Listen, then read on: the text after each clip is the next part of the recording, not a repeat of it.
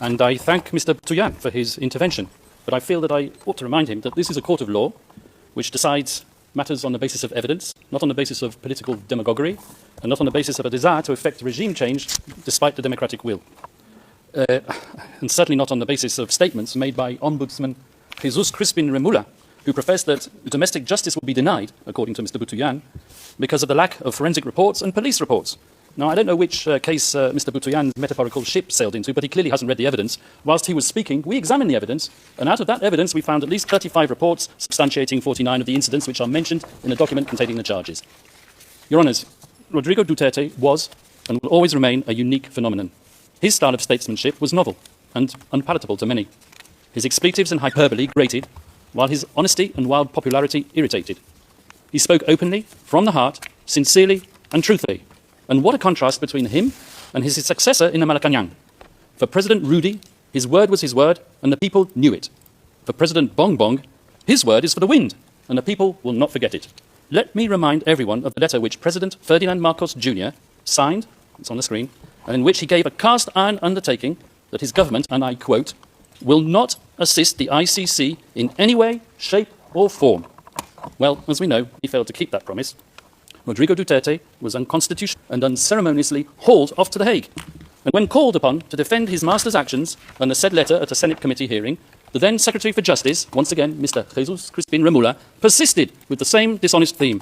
And I quote his words, "We did not assist the ICC, we continue with the very tenor of the letter, that we did not assist the ICC and we did not have any contact with them." So he said, but with a document emanating from the prosecution team opposite and disclosed to us a mere week ago, not as information material to the preparation of our defence, but as exonerating evidence, we can now substantiate what we have suspected for a long time. The document comprises a transcript of a telephone call covertly recorded between four parties who cannot be mentioned in public, and one of these parties was boasting about how he was acting as the silent partner of President BBM, managing a scheme to funnel witnesses to this court, while all the time ensuring that he could guarantee President BBM's plausible deniability. So it is indeed the defence case that President Ferdinand Marcos Jr. set out to neutralise Rodrigo Duterte and his legacy. Yes, Mr. Deputy Prosecutor, I use that legendary word, neutralise, so central and so essential to your case theory, because you know just as well as me that I'm using the term metaphorically. And now I turn to the substance of the charges, but before I do, a word or two about the geopolitical context. The scourge of illegal narcotics is not unique to the Philippines. As we all know, it afflicts Latin America, where I can name 3 countries where the death rate at the hands of vigilantes and law enforcement agents per capita population is higher than it ever was under Duterte. And as you should know, and you will hear from the prosecution, at any rate, the Philippines as a country is uniquely positioned to act as a transit hub for the trafficking of narcotics emanating from the cartels in China. And with or without Duterte, so we argue, the death rate would have kept on rising. Indeed, as we will prove with statistics and reports, the death rate flowing from narcotics-related crime actually increased after Rodrigo Duterte left power. And where, I ask you, has the International Criminal Court been seen that Rodrigo did anything? The totally lawful Duterte campaign against illegal drugs and their suppliers took place when his administration was out after the declaration of martial law. And it was on that significant day that Rodrigo Duterte was exposed to the tyranny of oppression and the abuse of power by the elite. And he took a decision. On that day, he chose to devote himself to a life of selfless public service. As a professor at the local police academy and as a public prosecutor in Davao, Rodrigo Duterte developed a lifelong passion, some would say an enduring obsession, for law and order, something for which he unapologetically enforced throughout his time as mayor of Davao City. Not, as the prosecution say, through sowing murder and mayhem, but through winning the love, respect and admiration of his fellow citizens. The very same citizens who continued to re-elect him time after time, term after term, on no less than 7 occasions over more than 2 decades. And throughout his 20 or so years tenure as the mayor of Davao, Rodrigo Duterte and his family transformed that city from an outpost of communist insurgency and criminal violence into what is now one of the safest cities, not just in the Philippines, but in the entire world. This was indeed the so-called Davao model, which the prosecution wants to persuade you was code for unbridled criminal violence. And this was the type of leader that the Filipino nation wanted in 2016. So, Rodrigo Duterte was elected into power, not in spite of, but specifically because of his firm and uncompromising commitment to upholding law and order. And after his election as president, Rodrigo Duterte remained a man of the people, without seeking to patronize the people. Gung-ho in his ways and with a belligerent tone, he spoke the tough tongue of the street, not the dissembling discourse of international diplomacy. He said what the people wanted to hear, but he said it in a way that offended sensibilities of world leaders unaccustomed to hearing it, one in particular, and that was what set him on the slippery slope to a prison cell in The Hague. And let me tell you how it works. It starts with the media, controlled by the powerful and the politically influential. With a sensational headline and a twisted editorial slant, the moguls sell their papers while promoting the partisan agenda of their backers in power. They highlight the salacious content while ignoring the true context, because that is what captivates the reader. And so it was with Rodrigo Duterte, whose speeches were fertile fodder for his enemies and detractors. A man whose hyperbole, bluster and rhetoric, once published, became a natural target for privately funded NGOs and human rights activists, a loose collective more commonly known as civil society. These people descended upon the Philippines to advance an agenda even more lacking in objectivity than that of the media.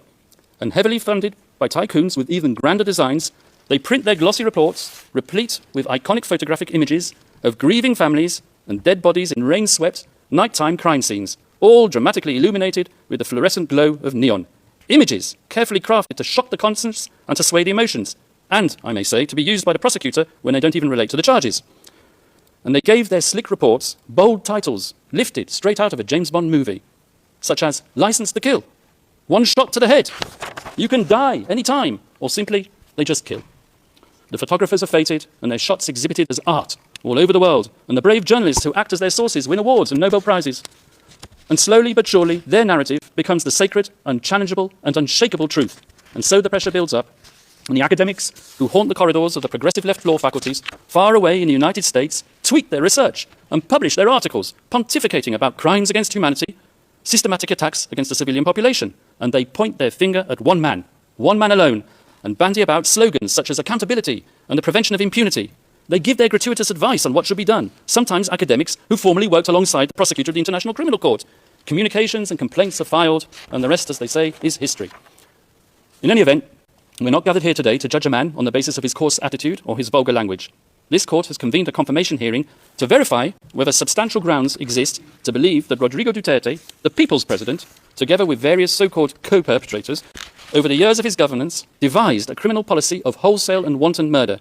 And since we are in a court of law, it is worth stressing, although I should not have to, cases are decided on the basis of evidence, not supposition, not rumour, not spicy gossip, and certainly not on the basis of political rhetoric and bluster.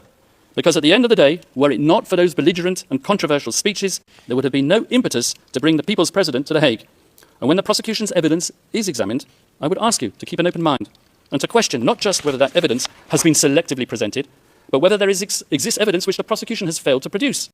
And I say this with justifiable cause, particularly with respect to the Duterte rhetoric, as we will prove during the substantive part of our submissions, the notorious speeches on which the prosecution relies have been cherry-picked to suit its narrative while ignoring the many other speeches when the former president tempered his bombastic language by clear reference to the principle of lawful self-defense. We, the defense, have read as many of these speeches as we can find. In fact, in our poky little office on the top floor of the furthest building away in this complex, we have a counter which ticks and ticks. And whenever we come across a speech which contradicts the prosecution's murder theory by reference to self-defense, we give a cheer.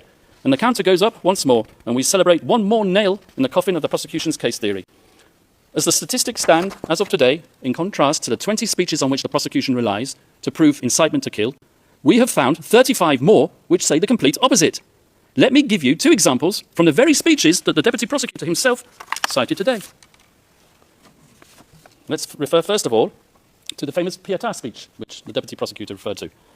So, this is what the deputy prosecutor said. Those of you who are still sober, those who haven't tried illegal drugs, if you don't want to die or get hurt, don't rely on the priests, including human rights advocates.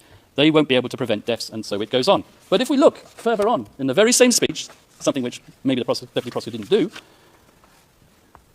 this is what he had to say.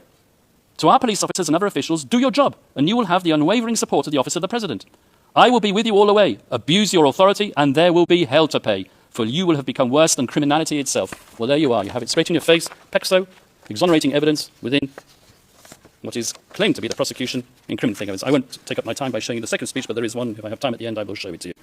So if you add to that another 10 speeches out of the 20 speeches on which the prosecution rely in its document containing the charges. After all, we are in a court of law, and we rely on evidence. And what is the evidence that's produced? Well, these speeches, 20 of them. 10 of them, I submit, and we will show this in the substantive part of our submissions, contain exonerating evidence which support the defence case theory. In other words, if you add the 10, which we've identified in the prosecution's 20, to our total of 35, we come to 45 speeches versus 10, which we say support the use of force only in self-defense. That is 350% more speeches in favor of our defense and 354% more reasons not to confirm the charges. And you can bet your bottom dollar that at the end of today's proceedings, either the victim's self-styled legal assistant to ICC counsel or a prosecution intern will be tasked with scouring the web looking for the means to prove Kauffman wrong. And I will declare it, and I'll declare it loudly and clearly, as if the prosecution didn't know it already. It's not enough to state that since the former president made those extremely inflammatory statements and deaths occurred, that he must, as a matter of course, be criminally responsible for those fatalities. At this stage of the proceedings, the prosecution needs to show substantial grounds to believe that the former president actually desired and foresaw that people would be killed as a result of his incendiary language.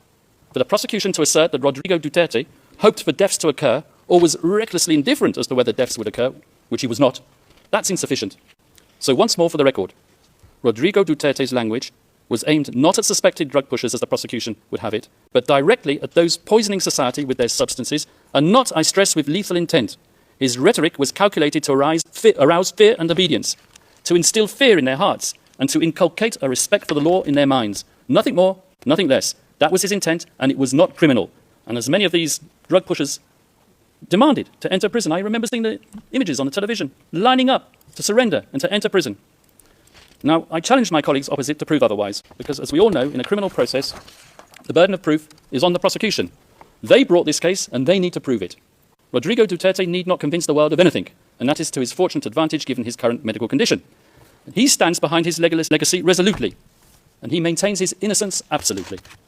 Now, I turn to the general fairness and objectivity of the investigation, which, as we all know, is meant to be an impartial evidence-gathering exercise.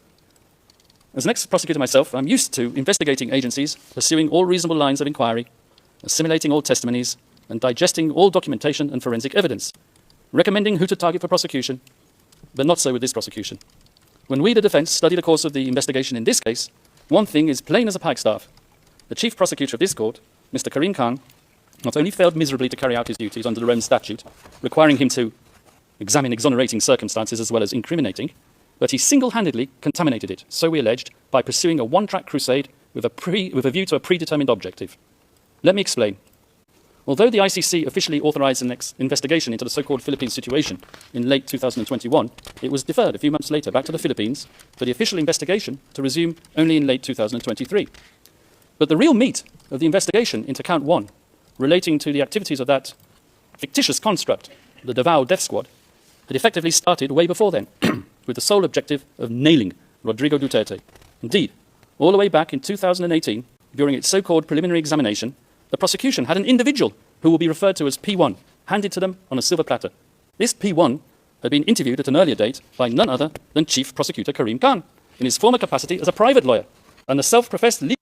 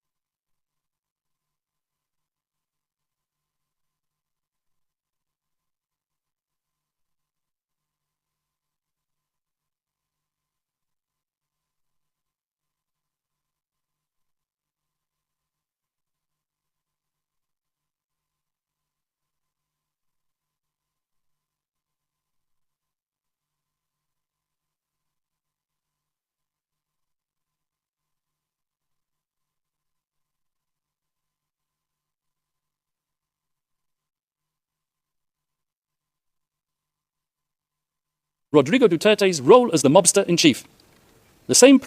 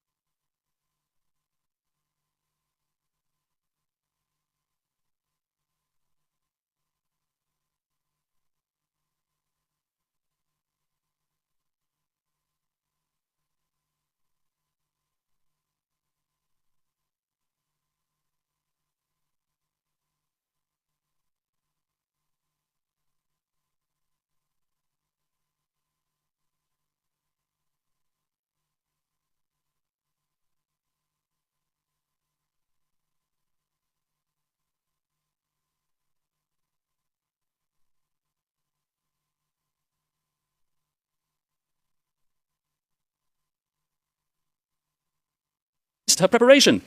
And what was this information with which Karim Khan had helpfully provided her? A book on which the prosecution relies as evidence. A trashy, scurrilous item of pulp fiction entitled Duterte Harry.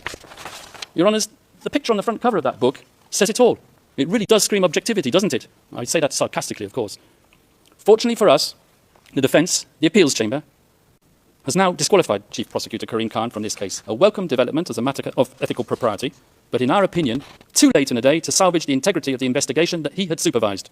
An investigation in the course of which he concealed his former role as the victim's counsel, who had deemed our client a suspected murderer as far back as 2018 and right up to the very day before this pre-trial chamber issued its arrest warrant. Your Honours, over the next few days, we hope to convince you of the wholly insufficient nature of the evidence against Rodrigo Duterte. We will show you that the paltry number of speeches on which the prosecution rely do not manifest criminal intent.